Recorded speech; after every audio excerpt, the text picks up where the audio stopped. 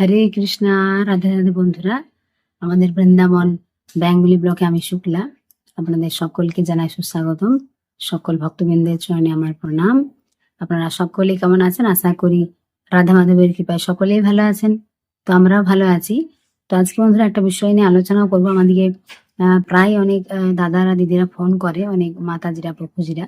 তো ওনারা বলেন যে মাতাজি বৃন্দাবনে আমরা তো যাব, মানে এরকম একটা মনের মধ্যে চিন্তা ভাবনা যে ওখানে সারা জীবন থাকবো বৃন্দাবনে। তো এখানে কি কি কর্ম করে থাকা যায়, কেননা সারা জীবন থাকতে গেলে কিছু তো একটা করতে হবে, তাই না? কেন ওনারা বলছে আমাদের ছেলে মেয়েদেরকে ওখানে পড়াবো, ভর্তি করব স্কুলে। তো দেখুন সারা মাসের একটা খরচা আছে, কোথাও যদি রুম ভাড়া দিয়ে থাকে। তো এরকম প্রায় আমাদের ফোন আসে। তো সে তাদের অভিজ্ঞতাগুলো বা তারা কি বলে না বলে, বা আপনারা কি করে এখানে সারা জীবন থাকতে পারবেন, কি কি কর্ম করে, তো সেগুলো আজকে আপনাদেরকে বলবো। আপনারা পুরো ভিডিওটা দেখতে থাকুন। আর যারা বন্ধুরা আমাদের চ্যানেল নতুন, তারা অবশ্যই আমাদের চ্যানেলটিকে সাবস্ক্রাইব করবেন।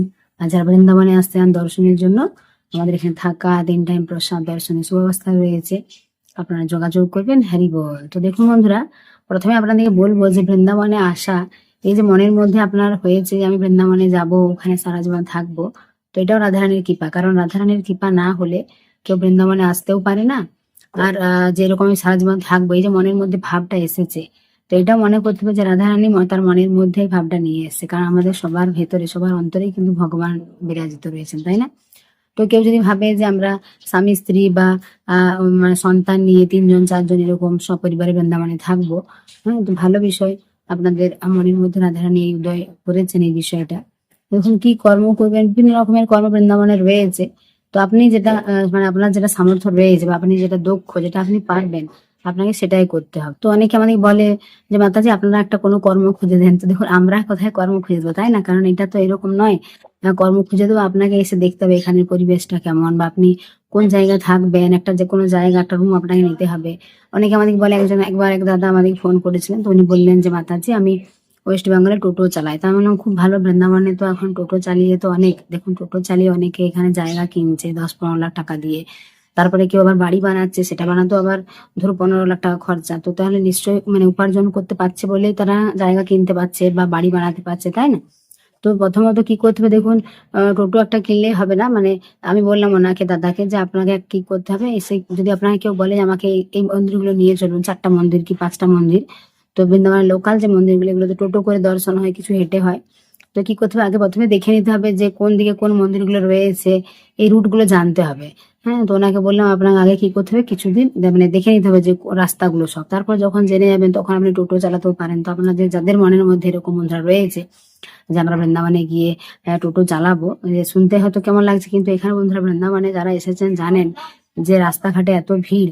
হ্যাঁ, তো টোটো চালাচ্ছে কারণ অনেক ভক্ত, ধরুন একটা টোটোতে প্রায় মানে মাঝে 4 জন আর সামনে 1 জন, 5 জন করে বসতে পায়। তো এরকম একটা রুট রয়েছে, তো সেই রুটে টোটো চালিয়ে নিয়ে যায়। সারাদিনে ভালো ইনকাম হয়। আমরা একবার জিজ্ঞেস করছিলাম একজনকে, তো উনি বললেন যদি সারাদিনে 1,000 টাকা ইনকাম হয় মাতাজি, তো আমার মাসে 30,000 টাকা।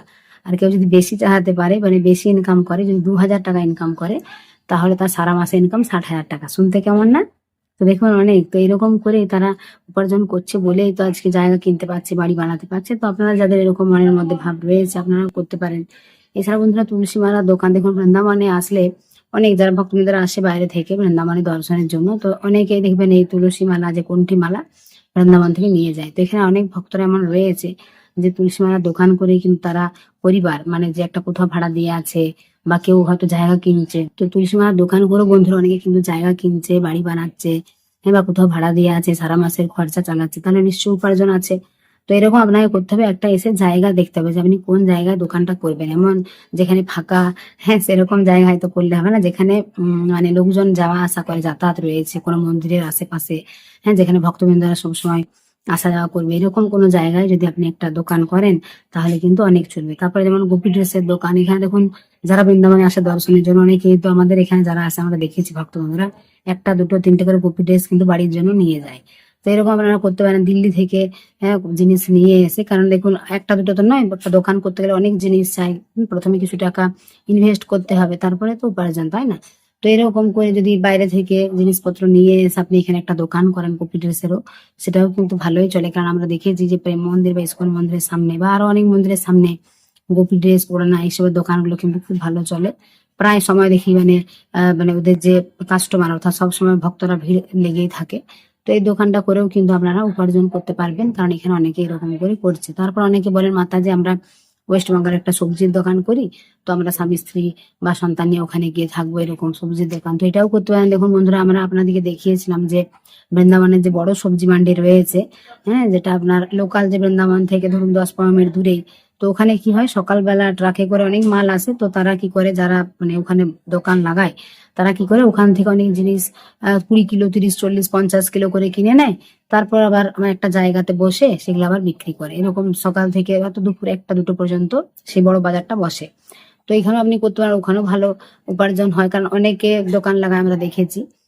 এছাড়াও আপনারা বন্ধুরা এমনি দেখুন, বৃন্দাবনে যেহেতু এত ভক্তবৃন্দ এখন বাইরে থেকে আসে, বা এখানে যে লোকজন যারা বসবাস করছে, কোনো হাট মশলার দোকান, যেটা গ্রোসারি, চাল ডাল, হ্যাঁ, তারপর তেল সাবান যেগুলো যে রয়েছে গ্রোসারির দোকানগুলো, এগুলোও করতে পারেন। তো দেখুন, যারা যেটাতে সামর্থ্য, অনেকে বন্ধুরা আমাদের বলে যে ও করছে বলে আমি করবো, বা সে পাচ্ছে বলে আমি ওইটাই পারবো, আমি উপার্জন করবো, এরকম নয়, আপনি যেটা পারবেন। তারপর অনেকে বলে মাতাজি আমি অনেক সুন্দর রান্না করতে পারি, ফাস্ট ফুডের দোকান আমার রয়েছে ওয়েস্ট বেঙ্গলে। তো তারা এখানে কিন্তু ফাস্ট ফুডও ভালো চলে। যেমন ধরুন এখানে অনেক ভক্তরা যেহেতু আসে, তো এখানে যা কিছু করা হয় বন্ধুরা নিরামিষ, মানে আপনাকে পেঁয়াজ রসুন ইউজ করা চলবে না, নিরামিষ আপনি করতে পারবেন। চাউমিন হোক, হ্যাঁ, তারপর ধোসা, ইডলি, বিভিন্ন ধরনের আইটেম রয়েছে। তারপর ফুচকা, বিভিন্ন ধরনের যে ফাস্ট ফুড গুলো হয় সেগুলোরও অনেক দোকান আমরা দেখেছি যে খুব চলে, হ্যাঁ, বিভিন্ন মন্দিরের সামনে সামনে। তো আপনারা এটাও ফাস্ট ফুডের দোকানও করতে পারেন, যেটাতে কি হয় অনেক ভক্তরা কিন্তু এসে সেই ফাস্ট ফুড মানে খায়, তাহলে সেই দোকানগুলো কিন্তু ভালো চলে। তো অনেক রকমের দোকান রয়েছে দেখুন।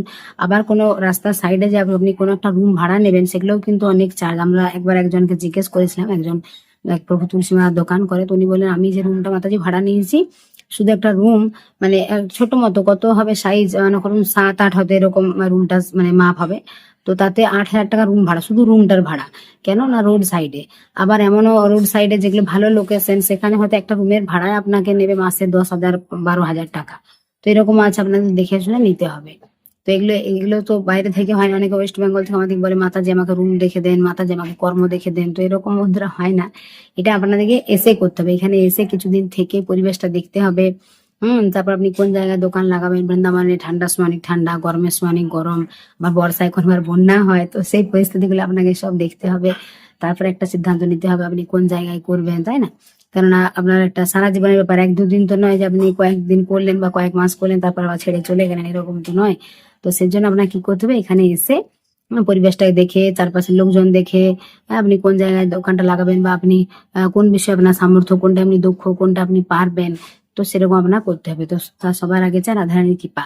রাধারানী যদি কৃপা করে, আপনারা অবশ্যই বৃন্দাবনও আসতে পারবেন, এখানে এসে সারা জীবন বসবাস করতেও পারবেন, বা কোনো কর্মও করতে পারবেন, কারণ সারা মাসের একটা খরচা রয়েছে। তো আপনারা বন্ধুরা রাধারানীর কাছে প্রার্থনা করবেন, রাধারানী যদি কৃপা করে অবশ্যই আপনারা এখানে বাসও করতে পারবেন, কোনো কর্মও করতে পারবেন, এবং সারা মাসের যে খরচ সেটাও চালাতে পারবেন, কারণ একটা রুম ভাড়া আছে, হ্যাঁ, সারা মাসের একটা খরচা আছে, তারপর বাচ্চাদের পড়াশোনার খরচা, এরকম অনেকে আমাদের বলে ফোন করে। তো সেজন্য এই ভিডিওটা দেওয়া, যে আপনাদের কিছুটা হলেও কাজে লাগবে, যে আপনারা এরকম কর্ম করে থাকতে পারেন। কারণ আমরা যেহেতু এখানে রয়েছি, আমরা দেখছি আশেপাশের লোকজন কি কি কর্ম করছে, তো কিভাবে তারা সংসার চালাচ্ছে, তো সেই জন্য আপনাদের এই বিষয়টা বলা।